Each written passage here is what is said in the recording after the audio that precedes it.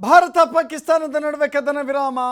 ರಕ್ಷಣಾ ಸಚಿವ ರಾಜನಾಥ್ ಸಿಂಗ್ ಮಹತ್ವದ ಸಭೆಯನ್ನ ಇವತ್ತು ತೆಗೆದುಕೊಂಡಿದ್ದಾರೆ. ಈಗ ಕದನ ವಿರಾಮದ ಕಂಡೀಷನ್ ಅಲ್ಲಿ ನಾವಿದ್ದೇವೆ. ಮಿಲಿಟರಿ ಆಕ್ಟಿವಿಟೀಸ್ ಅನ್ನ ಪಾಕಿಸ್ತಾನದ ಮೇಲೆ ನಿಲ್ಲಿಸಲಾಗಿದೆ. 3 ಸೇನಾ ಮುಖ್ಯಸ್ಥರೊಂದಿಗೆ ಮೀಟಿಂಗ್ ಅನ್ನು ಕರೆಯಲಾಗಿದೆ. ಪರಿಸ್ಥಿತಿ ಅವಲೋಕಿಸಿ ಮುಂದಿನ ನಡೆಯ ಬಗ್ಗೆ ಚರ್ಚೆ ಮಾಡಬೇಕು ಅಂತ ಹೇಳಿ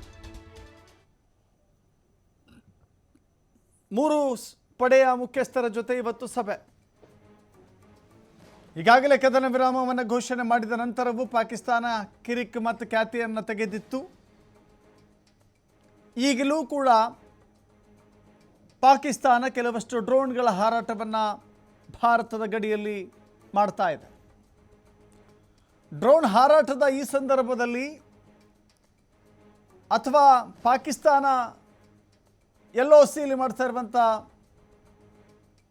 ದೃಶ್ಯಗಳನ್ನು ಗಮನಿಸಿದ ನಂತರವೂ ಕೂಡ ಭಾರತ ಕೈಕಟ್ಟಿ ಕುಳಿತುಕೊಳ್ಬೇಕಾ, ಕದನ ವಿರಾಮ ಅಂತ ಜಪ ಮಾಡಬೇಕಾ, ಕದನ ವಿರಾಮದ ನೆಪದಲ್ಲಿ ಪಾಕಿಸ್ತಾನ ಅಟ್ಯಾಕ್ ಮಾಡಿದರೆ ಭಾರತದ ಮುಂದಿನ ಹೆಜ್ಜೆ ಹೇಗಿರಬೇಕು, ಹೀಗಾಗಿ ಎಲ್ಲ ವಿಚಾರಗಳ ಕುರಿತಂತೆ ಇವತ್ತು ರಕ್ಷಣಾ ಸಚಿವ ರಾಜನಾಥ್ ಸಿಂಗ್ ಸಭೆ ಮಾಡಿದ್ದಾರೆ.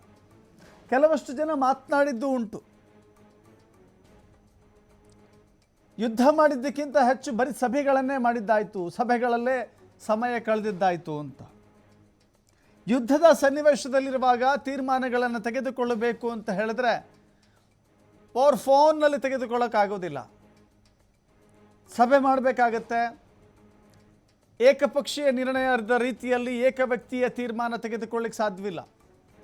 ಚರ್ಚೆ ಮಾಡಬೇಕಾಗುತ್ತೆ. ಚರ್ಚೆಗಳು ಈ ಸಂದರ್ಭದಲ್ಲಿ ಅನಿವಾರ್ಯ ಅಂತ ಅನಿಸಿಕೊಳ್ತವೆ.